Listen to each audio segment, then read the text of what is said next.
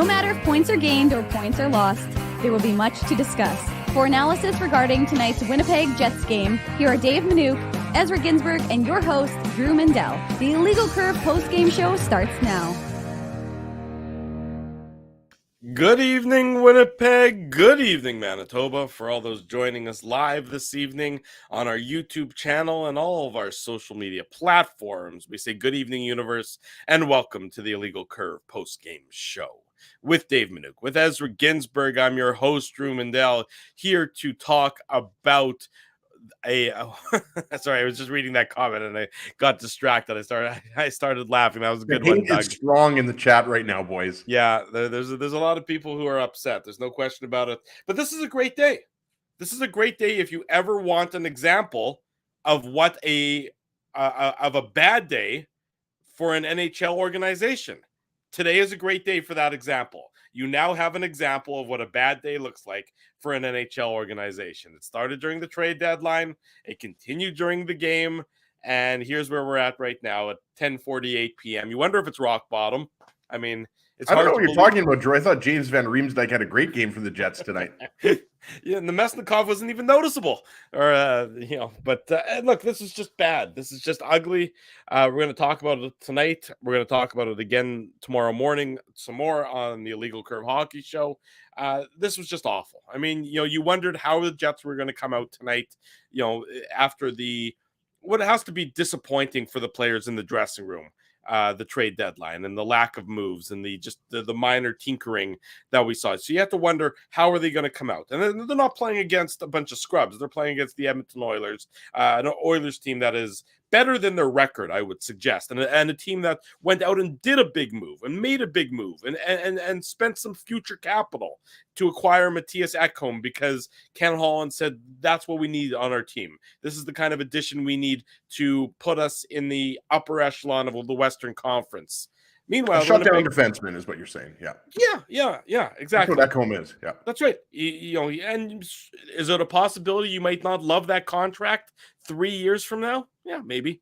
It's possible. Honestly, that was the one player on defense that you wanted the Jets to get, right? Because there wasn't a lot of either left shot or right shot defensemen there, Dave. Right? Like Colton Parayko would have been the big one, but he makes too much money and too many years, right? Like 7 more years style, right?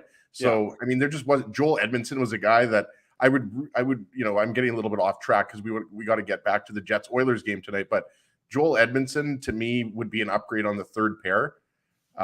So he was a guy that I'd be curious to know, Dave, if Chevy, had serious talks to bring in Joel Edmondson. But it just wasn't a great year for defensemen. There just wasn't. It didn't seem like there were a lot of defensemen available. Yeah, there weren't. But, I mean, at least when there was one, the Oilers GM went out and got that defenseman. I mean, he went out and made the big splash. He went out and gave his team a significant boost and a significant vote of confidence. And he went out and spent some assets and he said, no, I think we have an opportunity right now. I think we have something going here that can translate into a run to the playoffs, whether it's a Western Conference final, whether it's the Stanley Cup final, whatever it's going to translate into. I believe in this group. Jets didn't do that. And so you were wondering, how are the Jets going to respond? Were they going to respond and say, oh, I'm pissed off. I'm going to play angry. I'm mad. I want to show him. I want to shove his mistake up his rear end and this organization's mistake up their rear end and show them this is what we really have here, that we deserved more. Or were they going to roll over and die? Well, I mean, it was pretty evident pretty quickly which option they were going to choose. And don't tell me, I mean, 6-3, which is a lopsided score in the NHL, flatters this team. I mean, that's if you saw the box score and you said that they lost 6-3, you're like, oh, holy shit, they got kicked. And then you find out what the score really was and how one-sided this really was. Then you'd be like, oh, they really got their asses handed to them. And that's what happened. And if you all of a sudden think that, tomorrow's going to be any different, that these two teams meeting again in, what is it now? 20 hours, a little less than that, is all of a sudden going to, produce a different result. Well, you are wearing rose-colored glasses, and I admire you for doing that. I mean, Well, this is just the only difference that we know for sure is going to be what province the game is played in, right, Drew? But and the time it starts. Yeah, yeah, that's it. like let's set aside the trade deadline because I think we're going to touch more on it in the second half of the show. But Yeah. just looking at this last stretch here, and you're coming off of a really disappointing homestand, and you were having trouble scoring goals, but you obviously exploded against LA. But three of the last four games. Yeah. You've given up a combined 15 goals, right? Like talking about the 5-1 loss to the Avalanche, the 4-0 loss to the Islanders, and then tonight's 6-3 game, which, as you touched on, Drew, it was 6-1 before the Jets scored a couple goals in the third period, right? Yeah. So, I mean, this last stretch has been even worse than the previous stretch in which you lost 3 or 4 games on that Eastern road trip, and you could have easily lost 4 or 4 games if it wasn't for Connor Hellebuck's wizardry, right?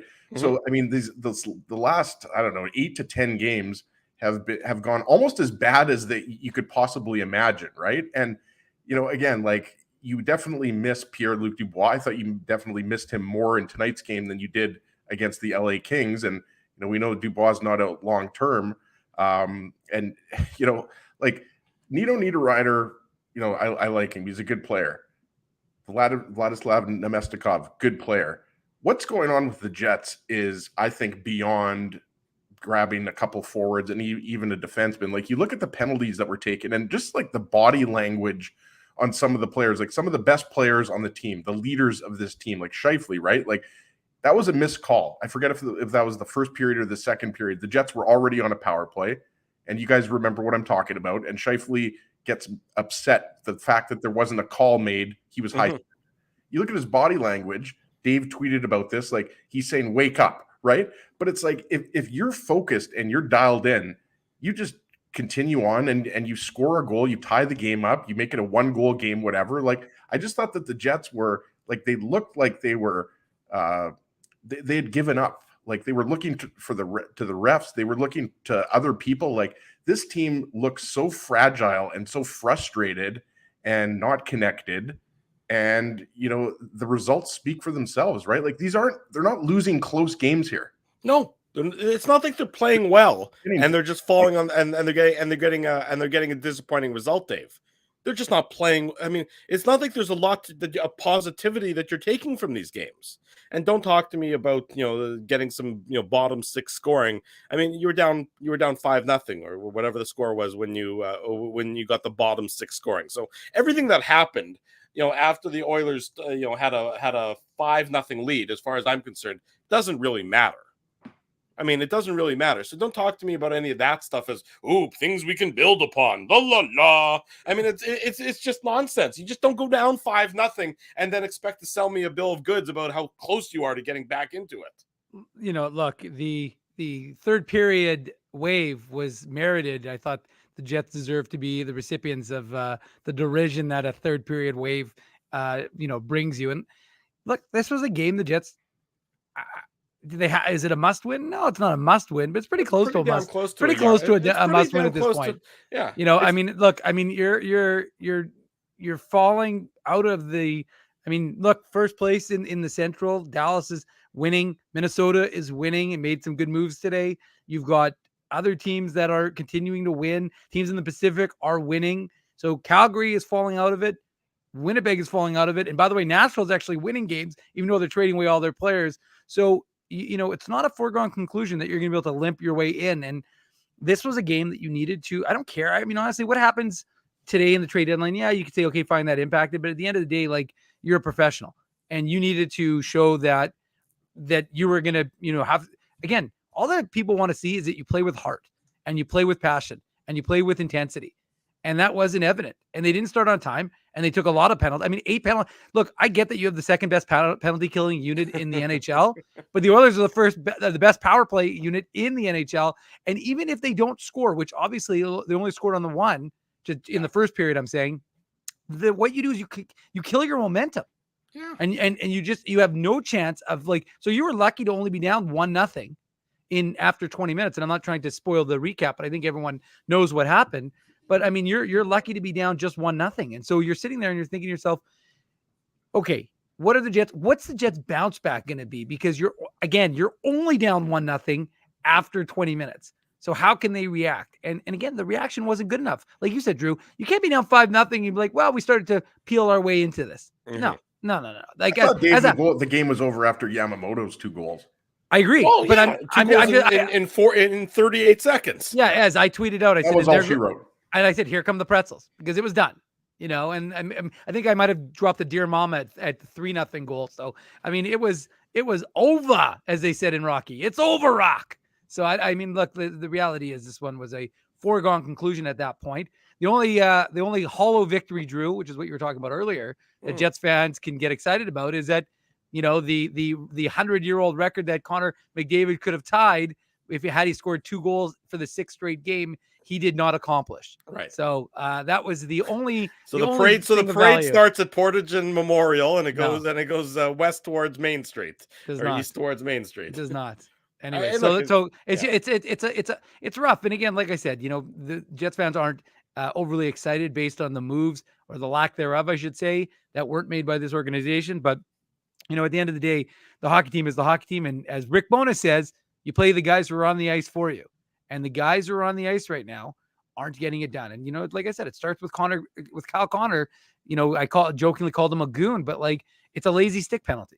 Yeah. And it's early in the game, and it sucks a lot of your momentum. So, I mean, it starts with your best players needing, like, this is a time. Look, we can talk about your role players and Kevin Stenlin and all of those guys, like, David Gustafson playing his first game since January 10th. But at the end of the day, your big dogs need to be your big dogs, and they have to be your horses. They have to be the ones who take you to wherever you need to go. And the Jets ones didn't do that until it was much too late in this game.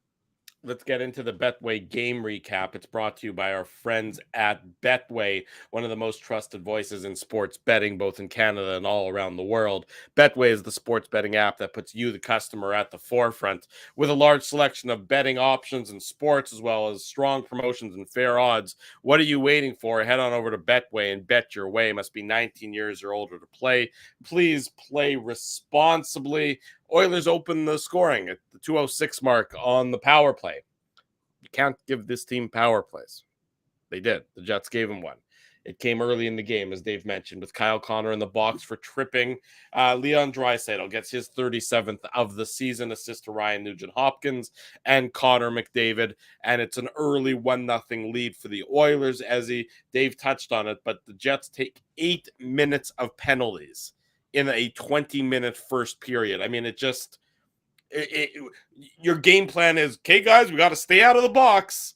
And what do? We spend half our time in the box in the first period. So Dave's 100% right. There's no way of getting into the flow of the game. You're playing catch up from the get-go. You're on your heels from the get-go as a result of all those penalties. The Jets made their own bed, and the Oilers took advantage of it, starting with this Draisaitl goal. Yeah, and we'll get into the goal that we saw later in the game, which I don't think you see that very often, where a player puts the goal, the net back on its moorings and then roofs it, right? Yeah. And then David Riddick. That was very, very smart of him. Like, honestly, you got to give him credit. Well, absolutely. You know what Riddick should have done, and I don't blame knocked Riddick, it off.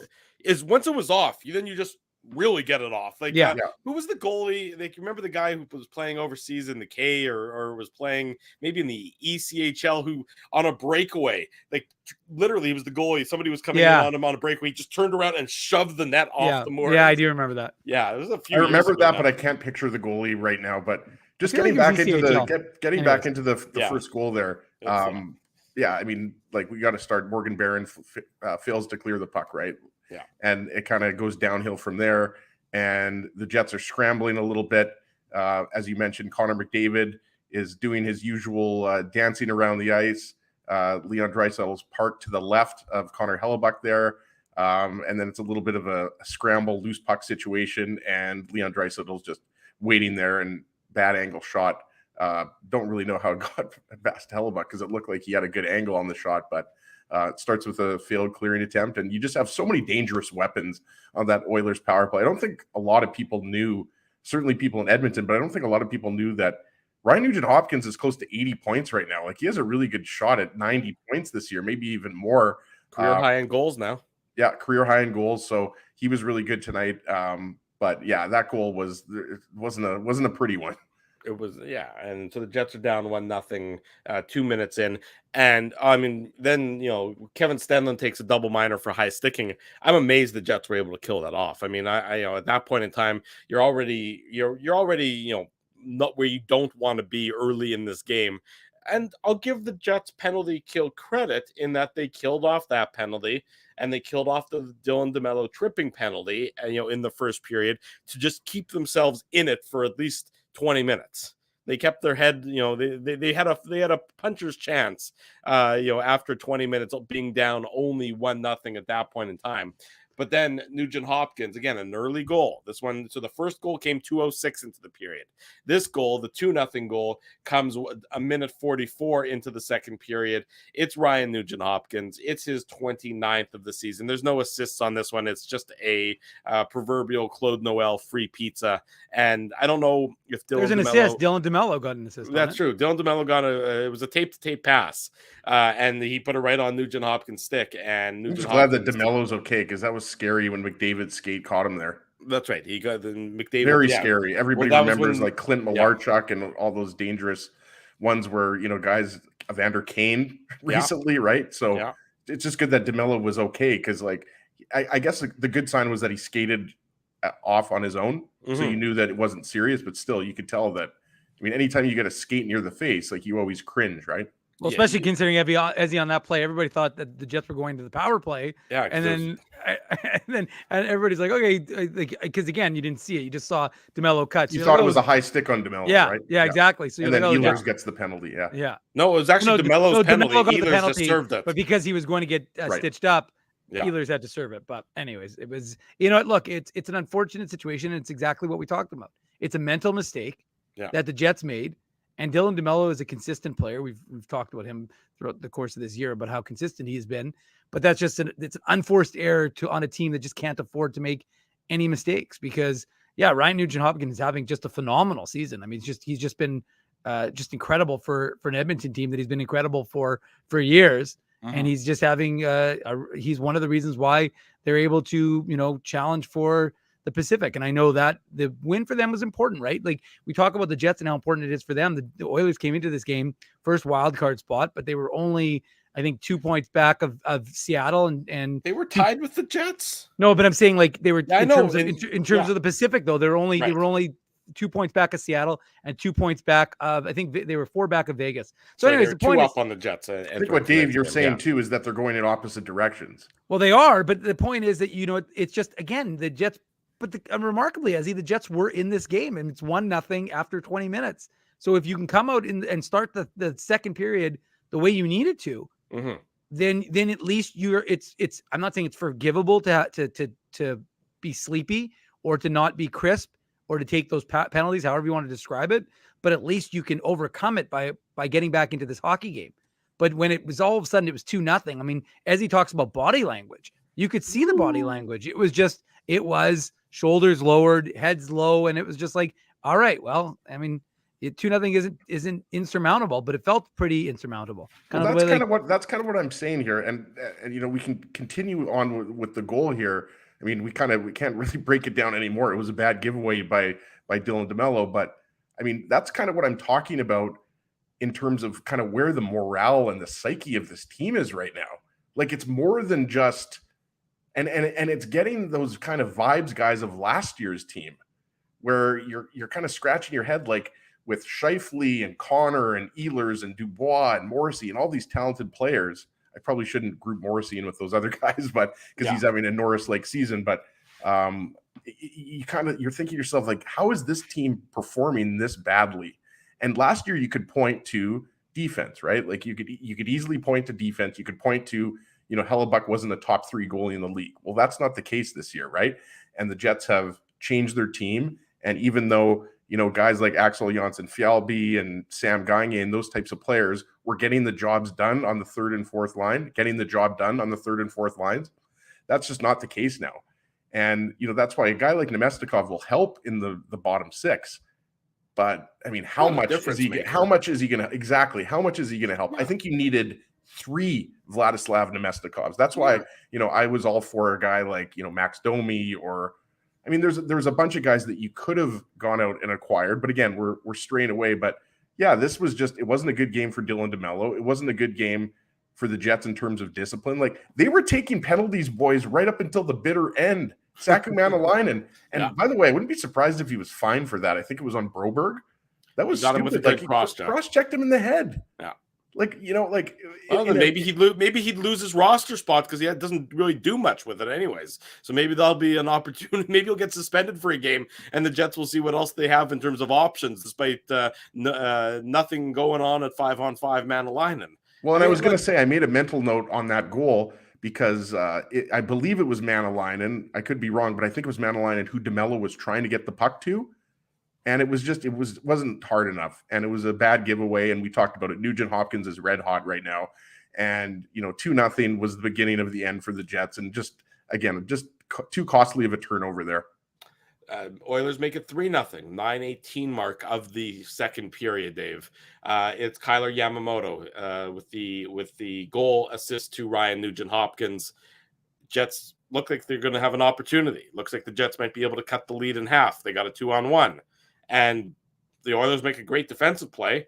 The Jets are caught on a bad line change. And before you can say, whatever curse words you want to use, it's in the back of the net. And it's 3-0 for Edmonton at this point, Dave. Yeah, and I think it just sums up how things are going for Winnipeg right now, right? Because you have an opportunity to cut the lead in half. And seconds later, it's in the back of your net. And great heads-up play by Edmonton. And Kyler Yamamoto, I mean, he's a guy that some people were in Edmonton were talking they might have to trade away if they were going to get that defensive help. I think they're happy to have him in a position to be contributing to the scoring, and he scores a beauty. I mean, it's just a beautiful play. He receives that pass in full stride. He's in behind the Jets, and he gets in there and he scores. And then at that point, 3-0. I'm sorry, that game was over as far as I was concerned. I didn't think the Jets were coming. I didn't think they're coming back 2-0. And Ezzy and I often talk about it, whether we're sitting in the press box together watching a game or at my place watching a game. We generally have a pretty good sense. Okay, the Jets could come back from this type of deficit. We've watched enough of these Jets games to kind of get a feel for this team. I can tell you right now, watching it at 2-0, I didn't think so, but 3-0, I was like, this one's over. The only thing we gotta save our time for is getting everybody keeping everybody awake, keeping everybody engaged, so they would join us on the Illegal Curve post-game show after the game. I didn't want everyone to go to bed angry at 3-0. Absolutely. And just one more thing, Drew, on this goal, because I know we have a lot more goals, unfortunately, to get to, most of them from the Oilers. But I mean, a lot of people I know were frustrated, and they were talking about on the broadcast, like Ehlers deciding to pass there as opposed to shooting. Like, you've got Nino Niederreiter, obviously a new line mate, a new teammate, right? But I don't think, this is a nice play by Nugent Hopkins. Like, we talked about it. Like, I've always said, you guys, like, going back years, and we'll talk to Derek Van Diest tomorrow. We have him coming on the show about Nugent Hopkins. Like, that contract was criticized at the time. And I'm not saying that, there won't be some criticism of it, in the later years of that contract. But, like, Nugent Hopkins is a great player, and that's a great play. So I don't have any problem with Ehlers trying to get that. Niederreiter's a shooter. There was some room there, right, Dave? So I just think, let's just pump the brakes on, criticizing Ehlers for deciding to pass that and not shoot that. I thought there was nothing wrong with his decision there. I agree with you, Ezzy. Look, Nikolai Ehlers knows what the best decision in that situation is. He's a professional NHLer. If he thinks that in that scenario, in that 2-on-1, the pass. Sorry, I had to sneeze. The pass is better than the shot. You are so good looking. Thank you. I appreciate it. That's a good line. Thank you. You are handsome yourself there, Furry. If I don't have a problem with it either. He's trying to do something that's going to lead to a goal. It didn't work, but that also doesn't mean it was going to immediately turn into a high danger opportunity the other way. There was no exactly. Him, giving the puck away in the neutral zone. There was no sign that this was going to go right back up the ice and end up behind Connor Hellebuyck. It did, but that just was a confluence of events that that are emblematic of how disjointed and how off this Jets team is right now. If they're more in sync and if there's more synchronicity in how they're playing, then this is just a non-play. It's a 2-on-1 that doesn't materialize. It doesn't end up with a goal in the back of the net. It did, clearly. Yamamoto, I mean, if it wasn't over now, it's now over for sure. It took all, like I said, I think it was at 40 seconds. If I can squint and see what my computer screen says, 40 seconds later, Yamamoto, again, his 8th of the season, his 2nd of the game, assist to Klim Kostin and Brett Kulak. And the Jets were just a tire fire on this play. This is just Keystone Cops in your own zone. I mean, it's just, you got guys flailing around everywhere, trying to, slide to block pucks and, trying to do things to just get the puck off the stick of the Oilers, and they failed miserably and ended up in the back of the net. And that's, it was just ugly, especially on this goal as well, Dave. Well, I mean, how many of those goals could we describe? Yeah. I mean, there were a lot of instances throughout the course of this game where there were opportunities, I think, on the broadcast, and they weren't wrong. At one point, the score very easily could have been, I mean, it was 5-0, but it, when it was 2-0, 3-0, it had the opportunity to be 5-0. I mean, thinking about Devin Shore's shot off the crossbar, and there was another play that, there was that one on the PK where Hellebuyck was caught out of the net, and you had 4 Jets kind of all diving across to try and prevent a chance. And I actually didn't know how the Oilers didn't score on that play, but I'm just saying that there were a lot of opportunities for Edmonton to have, a significant lead on the Jets. And yeah, this is another example of you're wondering what are, it's not as if I saw a question about the systems and the structure, and like, it's not like it's new. It's not like the Jets are like, hey, it's game 62. We're not really sure what we're supposed to be doing here, right? You're 62 games into an NHL season. You're the same group largely. If you're 62 games into the season and you don't know what you're supposed to be doing, you're the Columbus Blue Jackets. Yeah, even the Arizona Coyotes know that they're trying to acquire players they don't actually have to pay money to. They know what their plan is. Hey, they were upset because they were hot. They were winning the games. They're like, what the hell are we doing? This is not what Connor Bedard, for the record, and just a quick aside, had a hat trick today in Regina's comeback win over the Winnipeg Ice. So I think he's going to go first overall. Yeah, there's a good chance he will go first overall, and there's a good chance that he'll be, defining, much like that 97, some franchise, who's lucky enough to get him. But the point is, going back to that goal, Drew, I mean, it's just another example of a Jets team that's just anemic and casual. Mm-hmm. And it's like, it's all the things you can't afford to be. And again, it's one of the biggest questions is like, where is your leadership? Like, sorry, where's the guy who's making, we don't talk about money oftentimes because the cap really doesn't matter. It's immaterial other than obviously, within the parameters of actually, fielding a team. But where are the guys who make the big money on this team? Where are the guys who are supposed to be able to put the team on their back? Kind of like Josh Morrissey tried to in that LA Kings game. Where are the guys doing that? Like, you're not seeing it enough. I'm sorry. Mark Scheifele, when was the last time he took over a game? Nikolai Ehlers, when was the last time he took over a game? Kyle Connor, when was the last time he took over a game? I mean, Pierre-Luc Dubois is not here. He tried to get physically engaged in that Kings game when, the Jets were down but I'm just saying that you're waiting for the guy, Blake Wheeler. Blake Wheeler literally turned a partial breakaway into a 1-on-2. Like he did. He could have just gone at the net. I know it was kind of at the end of his shift, but he literally turned a partial break into a 1-on-2 opportunity. Like, it's just none of these guys are saying, hey, you know what? Like, I'm going to be the guy. I'm going to be the guy who needs to put this team on my back. Kind of like I said, Josh Morrissey did it the last game. It was evident. No, he did it against the Blues. That's the one where he really I'm saying, of course, I'm saying, but Josh. And you can't expect him to do it every night, as you know. That's what I'm saying, Des. I'm saying it can't be Josh Morrissey every night. Drew, you're right. He did it in the St. Louis game. He did it in the LA game.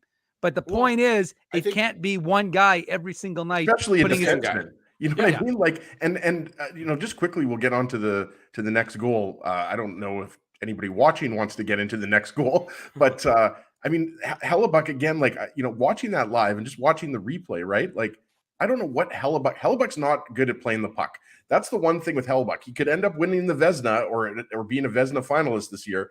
He's not Marty Brodeur. He's not Tom Barrasso. He's never been good at playing the puck.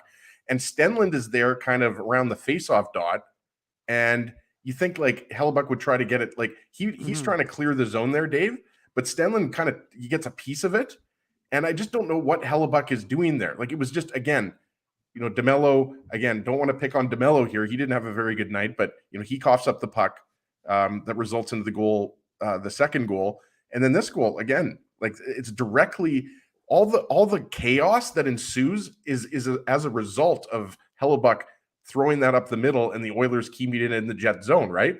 So I just don't know. The decision making there was bizarre for Hellebuyck, and then obviously he's completely, he moves to the right and he's completely out of the play, like, so he doesn't even have a chance. It was just one of the ugliest goals I think I've ever seen scored on the Jets, to be honest with you.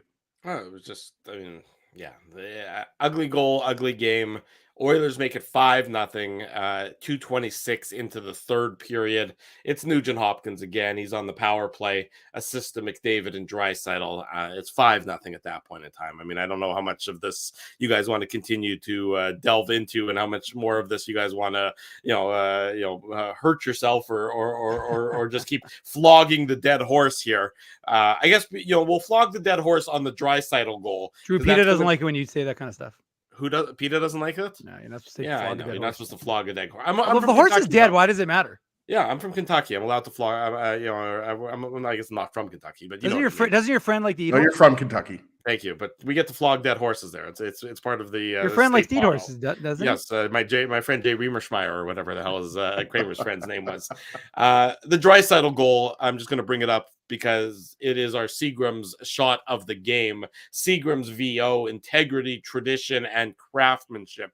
Get your best Seagram's products at your local liquor mart. This is an incredible shot. There was my favorite ice cream is chocolate chip. No. But look at the comment we just had up. It's his favorite ice cream. I missed it. I didn't see the comment. Well, Spency said he wanted to talk about ice cream. Okay. He said your recap is making him sad, Drew. So you want to talk about ice cream. I was looking at the I feel like you're a Rocky Road type of guy, Drew. No, I'm not. Orange sherbet? No. Orange sherbet. Orange tiger? Tiger? You can keep going. It's mint chocolate, vanilla. I can see Drew being a cookies and cream guy. There you go, Dave. Thank you, my friend. Cookies and cream. No, cookies and cream is solid. Cookies and cream chocolate. Yellow Submarine, Brazier Street in East K. Great cookies and cream, Drew. Pralines and cream. I like a good praline and cream. That's also even the chocolate chip cookie dough. I like the little raw bits of cookie dough. I like black salt base as far as my creams. Good old Baskin Robbins had something called gold medal ribbon. I think it was called. Little caramel in there. Gold medal ribbon, not a fan of either. Well, all right.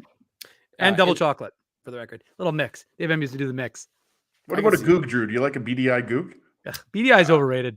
Oh, Dave M with coming with the hot takes. That's what North Enders think. Sorry. True. Yeah. Well, I mean, look, Sergeant Sunday is unbelievable. So I would put Sergeant Sunday right up there, if not above BDI. But they're different. You're talking You're talking apples and oranges. You're talking hard ice cream, and you're talking soft ice cream. This is all for Spencer's entertainment, by the way. We're just indulging Spencer here. I forgot. But that's quite a segue. I mean, the problem with BDI is if from like May till September, there's always 50 people in line. So that's the thing. If you can go to BDI and not have to wait 45 minutes to get ice cream. When that's raining. What it's all about. When it's raining, it's not that busy. You just got to be strategic about it. I will say, hold on. Drew likes to get his ice cream in the rain. Yeah, that's the saddest thing I've ever heard in my entire life. There's something so unseemly about flying a kite at night, as Marge once said. I will say though, BDI, good walking spot, bad ice cream. Remember when the bridge actually used to open? We're old enough to remember when they actually used to open up that bridge. No. That bridge never opened. That bridge used to be. No, it didn't. I think you tried jumping off the bridge. No, that bridge used to open because What do you mean open? Like which way? What do you mean? Like it was it's a cement bridge, as it's like but it used to open. Somebody will back me up here that bridge used to open. Like open for boats to travel under it? Yeah. No, are you thinking about the bridge that you can see off of Chief Peguis? Maybe that bridge opens up. I think I have some bridge confusion here. I think you do too. Chief Peguis is in the north end, Ezzy. BDI is in the south end. My grandma used to like to play bridge. Brent Bellamy, the resident expert. It was a two-way car bridge. Yeah, I was hoping Brent was here. We need an architect. I mean, we're a bunch of idiots here. We need an architect. Hold on. It absolutely used to open. See, there you go. I don't know what that says. Is that a symbol? Zinoido? I don't know. I don't think that bridge. This is way better than breaking down tonight's Jets game, by the way. Tracy wants a Moose Minute. I don't think that bridge. I think we need to have a bridge minute. We need to have Brent. Send Brent the link. It definitely. Well, all I know is look. Okay, hold on. Uno minute, Drew. Okay. Let's get back on track because we do have another show tomorrow. Yes, we do. And we do. I just want to congratulate Spencer for hijacking the show for three or 4 minutes. Let's get back on track, boys. Let's keep it tight. But he hijacked it in a good way. Hold on. I will give Doug. Goes to Doug. I will give it to Doug. Yeah. That bridge never opened. The bridge you're thinking about, Ezzy, that opened is the one that you can see when you're driving over the Chief Peguis Bridge. I like that bridge. I like bridges that open like that. Yes, that's very reasonable of you. But I just want you to, geography. I know it's not your strong suit, but just so you know, ice cream though is my strong suit. I'm aware of that. That's why we're talking about the ice cream instead of the bridge. By the way, Drew, I'm fairly certain that's it. First of all, it was that's a train bridge right near my home golf course of KP. Yes, I can tell you right now that bridge. I don't think it's ever not been open. It's always been like that. Well, I'm saying I think permanently. Kildonan Park is the best public course in the city. I think when the paddle wheel used to run, or the River Rouge or something, maybe it used to open or close maybe more 1,000 years ago. Maybe Drew, when you were a young man 70 years ago, but not a long time. It was a few years after the general strike, Drew. I'll tell you what, this is not my fault for derailing this. This was not my fault. This is your guys' fault for derailing this. That I'm not going to take. We got a goalie. We got a goalie goal to talk about. I know. Unintended, by the way, was derailed. In any event, the Draisaitl shot was incredible. Is what I was saying.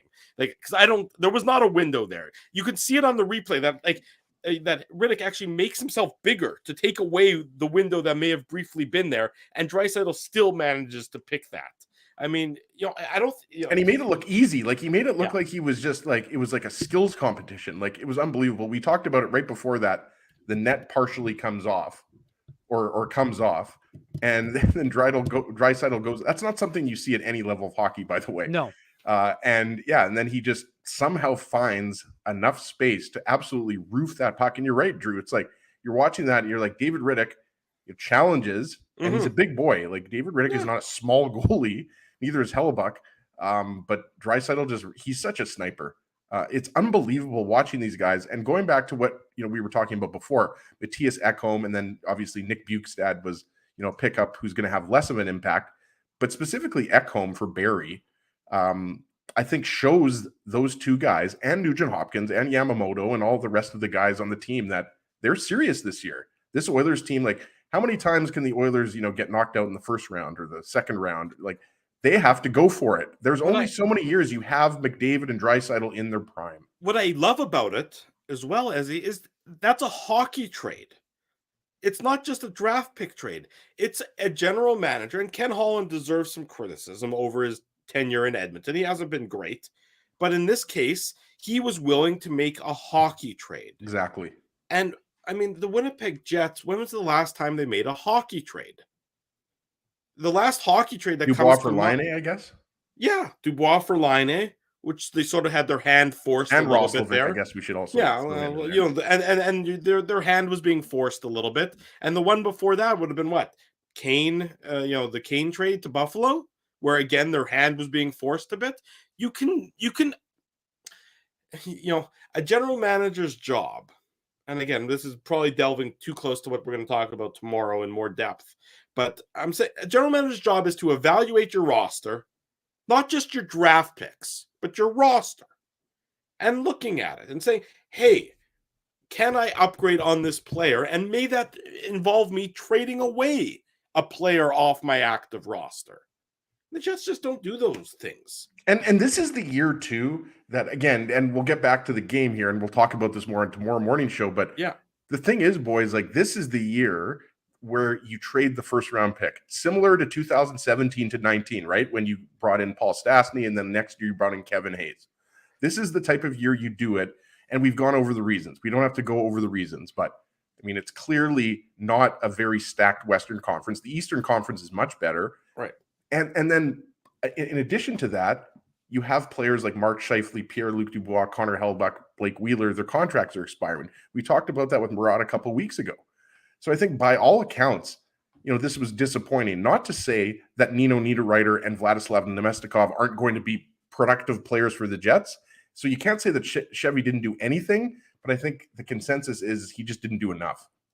Yeah, he didn't do enough. That's exactly what it is. No one's saying that, like I said, the acquisitions make sense. I don't have a problem with the acquisitions. It's just not enough. It doesn't elevate you to a different level. And if you're trying to tell me that it does, like he was in the press conference this afternoon, well, I mean, look, I know the guy's a good bullshitter, but I mean, I can smell bullshit. I have the skill set necessary to smell bullshit. What about the whole again? We're getting off topic here, but we're talking about it, so we might as well continue, right, boys? Like the whole thing about not using cap space. I forget. Dave would probably know who asked him. It doesn't matter who asked him. But his answer was saying that, you needed money for Perfetti's bonuses and for a call up. And then someone dove deep into it. Perfetti would only get a couple $100,000 of bonuses max. And so you would still have $2.5 million to play with. Well, because it was bullshit. So his reasoning for not using that caps, like to me, I would rather hear Chevy just say, you know what, we decided we were just not going to use that cap space. But don't use reasoning that is flawed. Yeah, you needed to hang on to it, right? Because like Perfetti, like someone like again, I don't go on Cap Friendly and look at bonuses and stuff like that. So I forget somebody like thank you to that person who went into it, but like those bonuses don't equal $2.5 to $3 million. Especially because the Jets did have money to work with. Especially because he's out for the rest of the season. He's out for the rest exactly. of the regular season. I don't even know what the bonuses were. I think it was plus minus or something. I wouldn't think a guy like Perfetti, I guess agents put that type of stuff in there. But there was a lot of, it was nonsense. It was just absolute nonsense. Like I imagine Chevy, I don't know this for a fact, but I imagine Chevy was trying to acquire a defenseman. I think even Darren Drager reported that at a certain point in the trade, before the trade deadline, a couple hours right before, Dave. Yeah. So, I mean, why not just say that? Why not just say like, yep, we were trying to acquire a defenseman.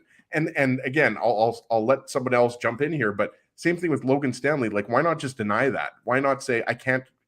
He did deny it, but he also said I can neither confirm nor deny it. That's what I'm saying. So by saying that, you're basically saying like I'm not going to tell you. No, I mean, I don't think Andy Strickland would put that out there. We've had Strickland on the show a bunch of times over the years.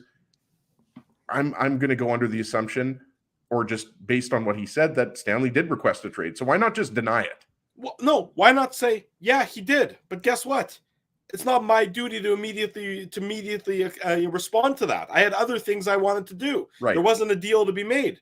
So yeah, he may have requested a trade. But by saying I can't confirm or deny it, then you're admitting that he did request a trade. Again, you're just displaying condescension towards your paying fan base. And that's what True North does best, is they condescend to their paying fans and say, it's okay, little child. We'll tell you what you need to know when you need to know it. Now, please give me an additional 3% per season ticket year for the increase in costs. I mean, that's why the fans are upset. The fans are treated like children. They're treated like children by the entire organization. Top to bottom. The fans are also upset because they wanted to see the team go one way or the other, but to stand pat essentially and not make a move one way or the other, especially when you've run it back with the same core with the intention of going for it, right? Then it doesn't make, especially, and the idea again, like some of the cover that Drager was trying to provide for the organization yesterday about how they always do. No, I understand, but I'm saying so that that he said something to the effect of, well, they don't want to trade away too many of their draft picks or assets or whatever. And I went through and I was like, okay, they're missing 3 picks from this draft, but then after that, they're fine. It's also trade a player then. No, but I'm saying like, even if you don't want to lose a roster player, so then trade also X, Y, or Z. How many first round picks have you made in the last 2 years? 3. It's not like it's not like your cupboard is bare of prospects. No, of course. No, again, the reasoning makes no sense because you contrast that with what Julien Brisebois has done with, well, I mean, that's bringing in Blake Coleman, bringing in Brandon Hagel, bringing in Tanner Jeannot. What has that given the Tampa Bay Lightning? 2 Stanley Cups and 3 Stanley Cup final appearances, right, Dave? And the appearance stuff. So the fact that the whole I don't want to trade draft picks. If it makes your team better and it's going to mean you're going to go on a long Stanley Cup, like what are we talking about here? Like I get it. This is a bunch of nonsense. I get it because if you look at the Manitoba Moose, it's constructed with a lot of draft picks, right? And so everybody's aware of what Winnipeg is and how the organization has chosen to construct itself, and draft picks are the lifeblood of this team, right? I mean, it's no if you look at Cap Friendly and you see drafted. So that is the way this team is constructed. So it is an important element. I'm not suggesting otherwise. But what I'm saying is that if you could have gotten, one more, third line winger to add some depth to this team for a third rounder, and if you could have gotten one more depth defenseman, to pair on your third pairing, so you have a little bit. Dave, I think they needed a top 4. Well, I don't disagree, Ezzy, but I'm just suggesting that if you didn't want to go quote big game hunting, if you didn't want, because realistically, if you're not going to go after Chychrun, if you're not going to go after some of those players, if you're going to just trying to augment, and add some guys who can maybe, look, didn't sound like they were seriously going after Sanheim in Philly or Provorov or anything like that. So, I don't know why people, aside from Sanheim being from Elkhorn, I don't know why Well, it just sounds like Philly was open for business. I think that people were just saying that like Philly's open for business. Sanheim would be the one guy I wouldn't trade on the back end.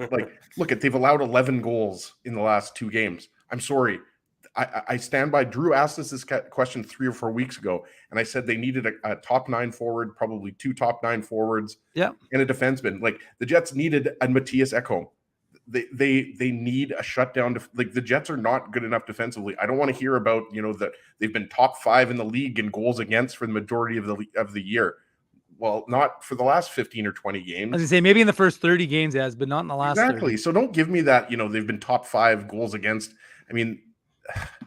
They just aren't good enough defensively. And not only that, we've gone over the goals. They're just right now. Not only are they struggling to score, maybe not so much the last couple of games, but they're just getting dominated. It's just unacceptable. We talked about it. 20 goals in the last 4 games. Look, 20. It's all been bad as of late, and the question is, from the Jets' perspective now, tomorrow, is it going to be any different? The fan base is not happy. Okay. Well, hopefully they're happy with the Illegal Curve Hockey Show, and they're smashing that like button. Yeah. I'm finishing here. I'm finishing my thought here, Dave. They got. Well, you interrupted me earlier, so I'm allowed. Yeah. Tomorrow, the fan base wants to see results. They're at home. Saturday night, rival Edmonton Oilers, Hockey Night in Canada, blah, blah, blah. The fan base is going to demand to see results. And the fan base is not pleased because, the season, which had so much promise and had so much optimism, is drifting away. And then today, the last day you can make moves to change your fortunes or improve your roster, the team didn't really do anything of any significance. And so the fan base is not happy, and it'll be very interesting tomorrow to see what the result is. And then, of course, they're at home, for the next 3 games, tomorrow, Monday, and Wednesday? Well, the Jets have 3 games. They got Edmonton, they got San Jose, and you got Minnesota. Well, you better start making a statement. You got to start turning this ship around to talk about, continuing the boat talk that we were talking about earlier, to see if this team is going to be a playoff team. Because you've been told, the fans have been told that as they're currently constructed, they're good enough. They're good enough. They have a Stanley Cup pedigree. Don't take it from me. Take it from the general manager. That's what he was saying. That's what he was trying to sell you tonight. So let's see a Stanley Cup pedigree. It's incumbent on the players and the team and the organization to make it happen tomorrow. We shall see. This has been the Betway game recap. The Jets losing tonight to the Edmonton Oilers by a 6-3 margin. Next in action, of course, tomorrow night, the Jets and the Oilers, the rematch in downtown Winnipeg. The Betway game recap has been brought to you by Betway. It's simple, fun, and safe to bet with Betway. So head on over to Betway and bet your way. It must be 19 years or older to play. Please play responsibly. When we come back on the Illegal Curve post-game show, we'll do some contests. We'll do some giveaways. Talk a little bit about what's in store in 9 hours and 24 minutes on Saturday morning's Illegal Curve Hockey Show. Much more to come. Smash the like button, folks. That's what you got to do. That's what we ask of you. Smash the like button. I wasn't sure what Dave was doing there. I thought he was maybe playing the piano. I think he was patting people on the head is what he was doing there. There you go. Like I was doing before. So Dave was smashing the like button. Hit the subscribe button. You folks know what you need to do. You're watching the Illegal Curve post-game show on this Friday evening. Jerry Seinfeld, Chris Rock, Jon Stewart, Dennis Miller, Brad Garrett, the biggest acts and all the up-and-comers. They've all made their mark at Rumors Comedy Club, North America's longest-running independent comedy club. Rumors has kept Winnipeg laughing for over 25 years. When was the last time you laughed out loud? Make it a great night out with friends or book your office or birthday party, even a fundraising event at Rumors. Get all the details and dates on upcoming shows at rumorscomedyclub.com. He winds up. Oh, looks like Ezzy took that one right in the choppers. A blistering fast puck hurts like HE double hockey sticks. That's why I let the pros at Linden Market Dental Center turn my yow into wow. Get your brilliant smile back with state-of-the-art restorative and cosmetic dentistry from real pros. And remember, always wear a mouth guard. Now that's solid on ice advice. Learn more at lindenmarketdentalcenter.com. Creating smiles for life. Whoa, Ezzy, everything okay? You look stressed. Of course I'm stressed. We're moving, the house is upside down, the kids failed miserably at packing the fine china, and my life is in chaos. Chaos! Yes, that does sound like a problem. What am I going to do? Ezzy, relax. Rolly's Transfer Moving and Storage is the answer. With 60 years of experience in moving Manitobans and a track record of exemplary customer service, one call to Rolly's and your stress is gone. No job is too big or too small. Just visit Rollies.com and they will take it from there. Thanks, Dave, and thank you, Rollies Transfer Moving and Storage, online at Rollies.com. Dave, my man, why are you in the car already? It's hours until game time. Drew, it's because I'm stressed out right now, driving around downtown Winnipeg, looking for a parking spot, and I'm not finding one. I've lost Ginsburg. I don't even know where that guy is right now. Dave, haven't I taught you anything? Do what I do. Pre-book your entire month's worth of game day parking with the Grid Park app. It's super easy to use and saves me both time and stress. Well, Drew, I'm not independently wealthy like you are. So I'm sorry that I don't have millions of dollars to pre-book my parking month in advance. What's that going to cost you? $25? How about $5? Come on, $5? No way. $5. I'm not telling you a lie. And our listeners can get a free park with the new special promo code Illegal Curve. Guess what? There's more. Come on, there's more, Drew. You're lying to me. What more could there be? Grid Park now has underground parking, so my car can stay warm during the game. So wait a second. All the driving around I do, looking for parking, minus 40, you're telling me I could be toasty warm in a car after the hockey game? That's exactly what I'm telling you. Underground parking. Just download the Grid Park app. That's GRYD Park and use the code Illegal Curve. All one word. You'll park for free your first time. Hi, it's Drew from Illegal Curve here. Selling your home can be stressful, but it wasn't for me. Thanks to my friends at Zappia Group Realty, they made the process so easy. My home sold within 48 hours and with multiple offers. Zappia Group Realty took care of everything with their exquisite customer service and attention to detail. If you want to sell your home for more in less time, get started by talking to Frank and Mauro Zappia of Zappia Group Realty. Online at zappiagroup.com. For 3 generations and over 80 years, Tough Duck has been making apparel that works and plays as hard as the people who wear it. From jackets to work boots and everything in between, Tough Duck's clothing can handle the harshest environments, even the Illegal Curve hockey show. Work to live, live to play. Visit toughduck.com.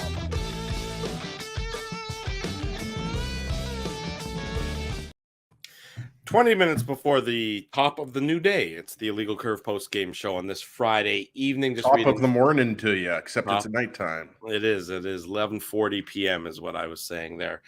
We have to take a lot more pride in our ability to defend, which we were doing for most of the season, said Rick Bowness of the Winnipeg Jets, who have given up 21 goals in their last 4 games. It's not nearly where it needs to be.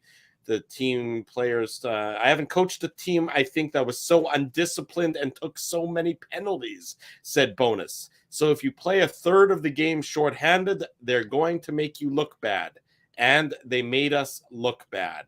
So there you have it from the Jets head coach. Unhappy with the team's poor defending, unhappy with the team's lack of discipline.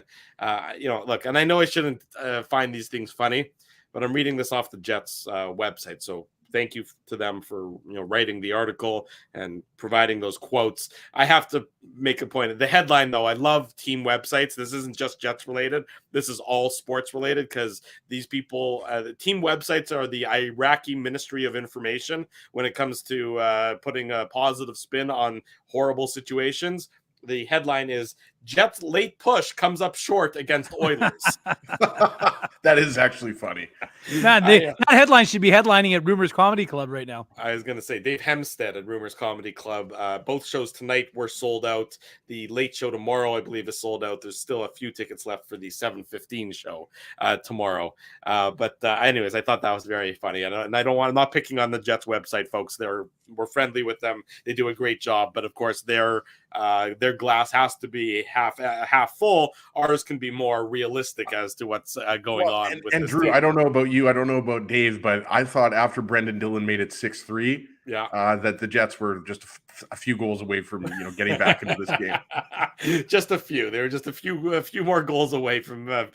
Well, he's not wrong. Just 3 goals. Just 3 goals. Just 3 goals at that point in time. Anyways, it was. I found that to be a little bit amusing. So we can take some. We can still laugh. It's just sports, folks. I mean, you can still laugh every now and then. You can find maybe it might be gallows humor. It might be dark humor, but you can still find the humor in certain things every now and then. And that certainly would be one of those things that you can find some humor in. No, yeah, of course you have to have fun here, but you kind of said it, in a roundabout way earlier, Drew.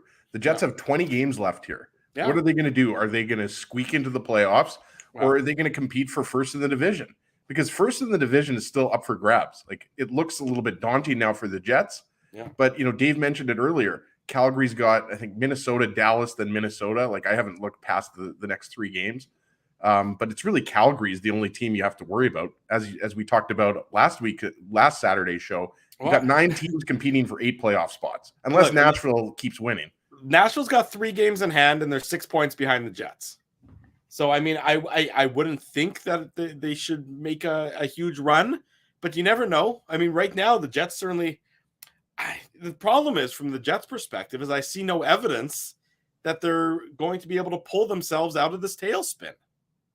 That's the problem, is there's no signs of life. Because there is no evidence to suggest that, Drew. Well, that's what I'm saying. The reason you don't see the evidence is because the evidence is not present to be seen. And there's nothing that shows any indication from this team. And they've lost 7 of their last 8 games. You know what you need to start? You know what, Rick Bowness? Rick Bowness, again, don't just talk a good game.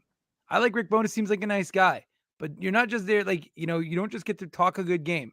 What was his big threat? What's his big accountability, sitting people or cutting their ice time. Yeah. Well, do it. Why was Logan Stanley in the lineup tonight? Well, first of all, that's inexplicable. Dylan Sandberg's better than Logan Stanley. This is not a personal thing against Logan Stanley.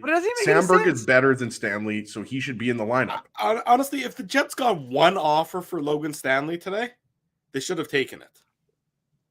I don't think you're getting anything more than a B prospect or like a late draft pick, like a 5th rounder. Well, I mean, the way people are making it out to be that he's got this big market or there's some huge untapped potential. There's no market. Again, I don't want to get into it tonight. It's late. Yeah, whatever. I'm ornery. No, it's a tomorrow conversation, but I don't understand why. No, there's not a big. For the record, it was the point I was attempting to make before you hijacked my comment. But sorry, go ahead. The point I was trying to make is cut guys' ice times. And you know what? If I saw the comments, and I'm not going to turn this into a Manuk Moose minute because the Moose and the ice also didn't have Manuk Wolf minute. Yeah, the Wolves. The Wolves you should say what happened at the Moose game tonight. I'll talk about that. I'll talk about that before we end the show. But anyways, I was just going to say quickly, you know what? You want guys who are hungry. You want to see guys again, people are like, oh, they don't move the needle, blah blah blah.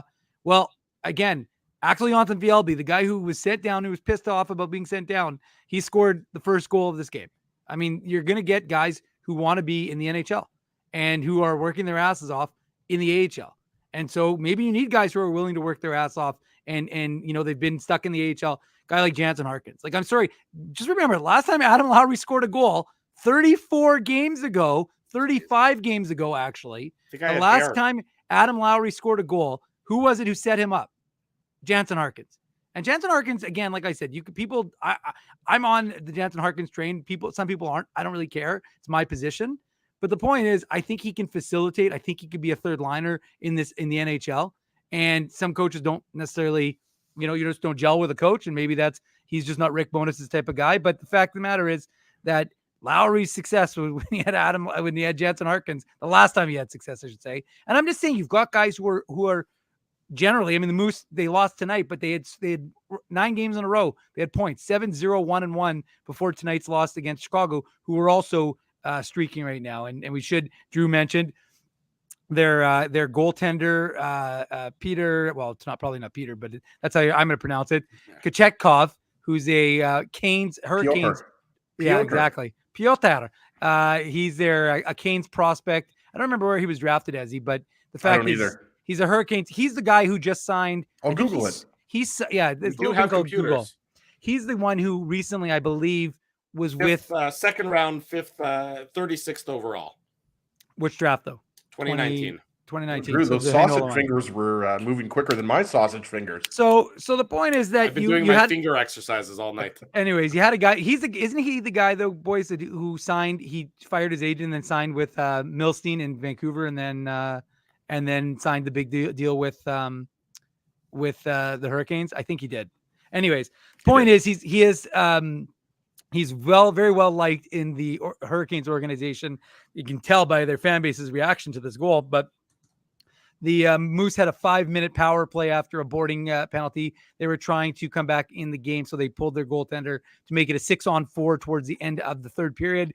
And Kochetkov took the puck. It was, the Moose just didn't have a good dump in. Dominic Codinato at the blue line just kind of dumped it in. There was no pressure on Kochetkov, and he took it in. And it was kind of like the kid had Burden energy, to be honest with you, the way he fired the puck. Actually, I should say Oskari Salminen energy, because Salminen scored a goal, the Moose goaltender. He scored, although that was overseas, not here in North America. But he fired the puck, and the way Dan Fink has the call, it sounds like the puck's going a little wide, and all of a sudden Dan's like, no, it's going into the net. And then, of course, he scores. And as good as the goal was, his celebration was even better. I mean, he went out to the blue line. He's like banging on the glass. He's into it. And then afterwards, I cut it off on that video, but then I put the whole video up. He actually went along and he did the flyby with his bench. And if that wasn't enough, then at the end of the game, he got into a fight with Jimmy Olney and he got ejected with 35 seconds to go in the game. So the only thing he was missing was the Gordie Howe hat trick, but it was a lot of fun and people are having a good time. So if you want to see that, I see Dave on Twitter, or we've got it on the Illegal Curve Instagram. That's 2 goalie goals this year in the AHL, right? I think at least, yeah. What was the last one? There was one recently. There was recently. I don't remember who got it, but I mean, this is the first one in Winnipeg that I think who was it who got credit? Was it Fred Brathwaite for the Moose 1.0 who had a goal? Not just bring back. He was one of my all-time favorites, Freddie Brathwaite. But I think he also in the Welcome to Atlanta rap video. You remember that one? I do not. The Welcome to Atlanta remix, because Welcome to Atlanta, right, was Ludacris, Little John, and then for the remix they went to California, so Snoop Dogg, Dog Pound. As we didn't talk about Wu-Tang coming to Winnipeg. Yeah, I'll be going. Yeah, I was going to say, Ezzy, do you want to go with Laura? Because she wants to go. She wants to go to Wu-Tang? Yeah. Yes. Okay.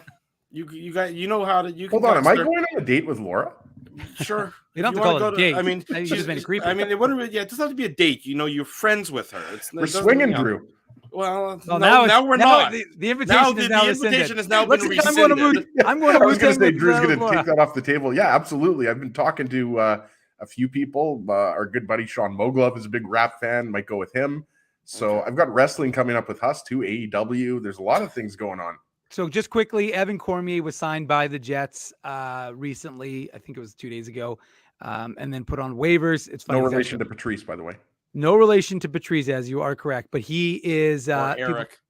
What's that? Well, it's funny because the common comment, the best comment was, people were like, did Chevy have like an Eric Comrie contract just hanging around in his cupboard? And he's like, here, I'll just change a few of the letters and I'll just give it to this guy. But some folks were asking, I think it was our friend Rob was asking why this happened, and it's simply just organizational depth. It's something the Moose have done a couple of times. They did it with Philip Desrosiers and Cole Keller the last couple of years. And it's just simply an organizational move to add some depth if they need like a third goaltender, if they need to recall one of the Moose goalies. So this way they can call him up and he can be like a practice goaltender if they need him. but he's back. Basically, he's back with the Kalamazoo Wings, I think, and so he's back in the ECHL. But he's just gives them a little more of a depth position because, of course, they've got some after Arvid Holm and Oskari Salminen. There's no other goaltending depth in the pipeline right now that's signed to an NHL contract. Okay, well, there we have it. Let's get going to some contests and wrap this baby up for this Friday night before it becomes Saturday morning. The Illegal Curve merchandise contest, you know how to enter it. You click the drop-down arrow on the YouTube channel. You click the link for the contest page. You go there. You see a whole bunch of things you need to do, or you can do, to earn extra entries into the contest. And after every Winnipeg Jets game, we draw a name. And if your name is drawn, you win some authentic Winnipeg Jets gear. Tonight's contest winner, or should we start with the unique code? Dave, it's up to you first. What do you want? Unique code or the contest winner? I'm indifferent. Thanks, Dave. Appreciate it. Well, my hand's not anywhere near where I could press it, so I don't need you to press it. I just wanted you to give me an unique opinion. code. Unique code. Okay, the unique code for tonight's Illegal Curve merchandise contest. Like it. Enter this. It is Oil Country. No, we're not talking about Virden, Manitoba. We're talking Edmonton Oilers. Oil Country. All one word, all capitalized. That is your unique code word. Enter that code word on the contest page. You will win. You will get, I believe, is it 10 entries, 20 entries, 30 entries, 10 entries, Dave is telling me, to the Illegal Curve merchandise contest. And you do all the other things, and you get bonus entries. Lots of opportunities to retweet some of our good quality tweets. Retweet tweets that are of good quality means you win extra entries. So do that after you enter the word Oil Country for the unique code word. Retweet that Kochetkov goalie goal. Dave's up to hold on. 3 million hits right now. Hold on. Uno momento, por favor. Oh, boy.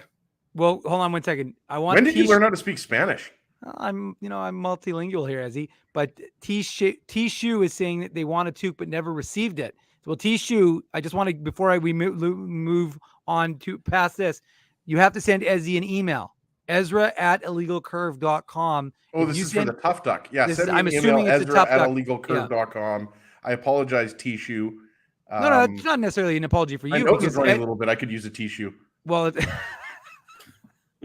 and the show's over. Ezzy, you got to leave. End on a high note. That's it. You're done. Can't say anything else. We just boot him. We just boot him right from the... Mute him. He's done.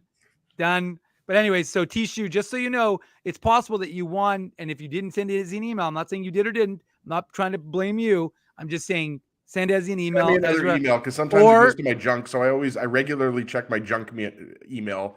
So I apologize if I missed it. But yeah, just send me another email. Or send it or DM Ezzy. I see Ezzy G. Send him a DM with your address. He'll get it. We ship out as far as Colorado. Jason Smith won. I think that was. I know, Spency. I'm not trying to. We ship out to Colorado. We ship I'm out not to trying the US. to blame the. I'm not trying to blame the victim. Spency saying I'm victim blaming. Listen, I could have ignored it.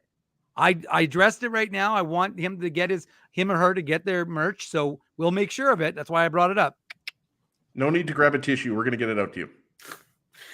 The winner of the merchandise contest for tonight is Stuart Smith. So congratulations to Stuart. He is winning some great Jets gear, which he can wear proudly. I don't know that there's or Steve Smith. I'm not sure. By the way, hold on. I don't know if everybody's trying to pull our leg as, but now 4 other people have now all said I have not received my toque. Guys, no. Ezzy, I'm sure Ezzy keeps a very comprehensive. I keep a list. I suspect my boy Ezra. My Excel spreadsheet is up here. Oh boy. Right up here, everybody gets a toque. Everybody email Ezzy. You all get toques. It's true. Just email Ezzy. He'll send you something. It might be his kids' toques. It might be, it might be. Or just send me an email. Send me like a mass, like those email chains. Let's bring those email chains back. Those were fun.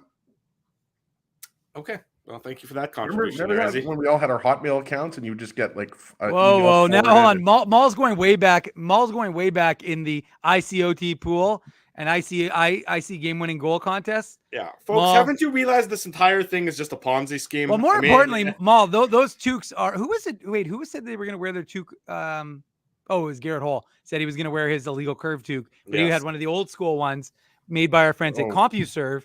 Though we have, of course, that's right. Going back a few years with the female, right? The female logo. I can't say it.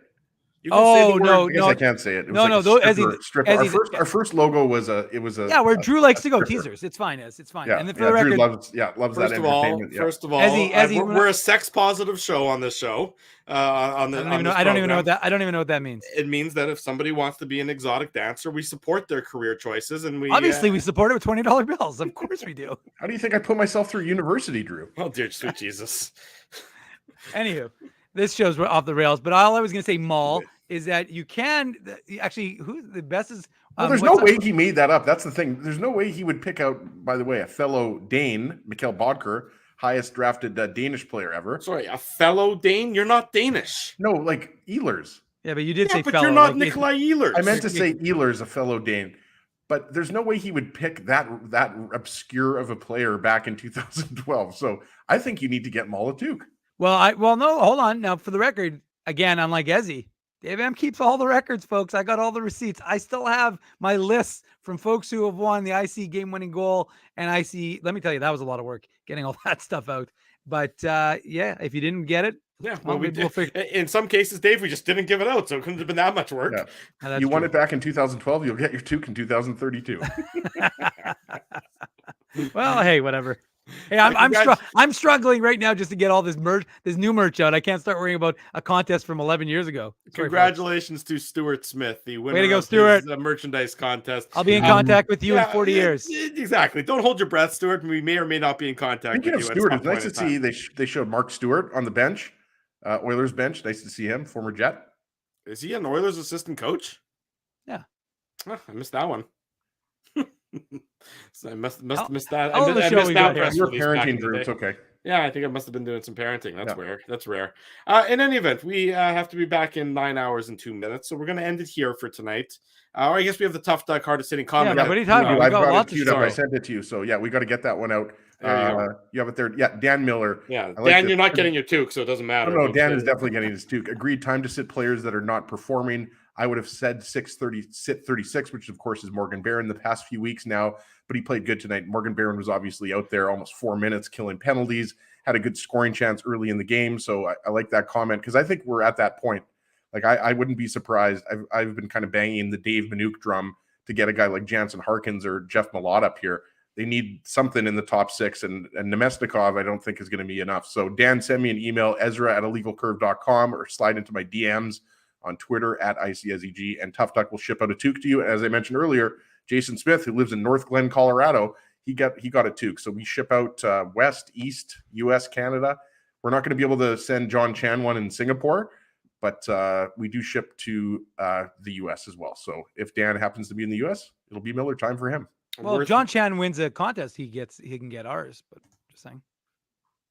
Okay. Well, sent to a local address. We wish you we wish you nothing but luck. Yeah, everybody. John, when next time you're in Winnipeg, we'll have it at a PO box waiting for you. We'll have it with Darwin's 2012 Mikkel Bodker toque. There you go. A big thank you to all the sponsors of Illegal Curve who make the post-game show, the Saturday show, the website a possibility, our friends at Rumors Restaurant and Comedy Club. And of course, as I was broadcasting from there earlier today, so a big thank you to them. Also want to give a shout out to our friends at Rumors. They were named one of the top 5 comedy clubs in North America. Yeah, that was awesome. Right. I would like to see that. That was great. Earlier, that came out, I believe, earlier this week, maybe yesterday, that was announced among some of the biggest names in the comedy world that you're used to, the Comedy Store in Los Angeles, and all the big names, some of the big clubs. It was real. Like, it was a real list. It wasn't like some fake, it wasn't like, okay, they're the top 5 in like the Western Canadian provinces. That was a real list. That was impressive. A very real list. So congratulations to our friends at Rumors. I think it's all ownership and management at that place. No question. That's got to be what it is. Our friends at Linden Market Dental Center, Zappia Group Realty, Betway, Tough Duck, Boston Pizza, Seagram's, Rollies, Transfer, Grid Park, and The Keg. Support these fine businesses because of their continued support of Illegal Curve Hockey. The clock has struck midnight. It is now Saturday morning.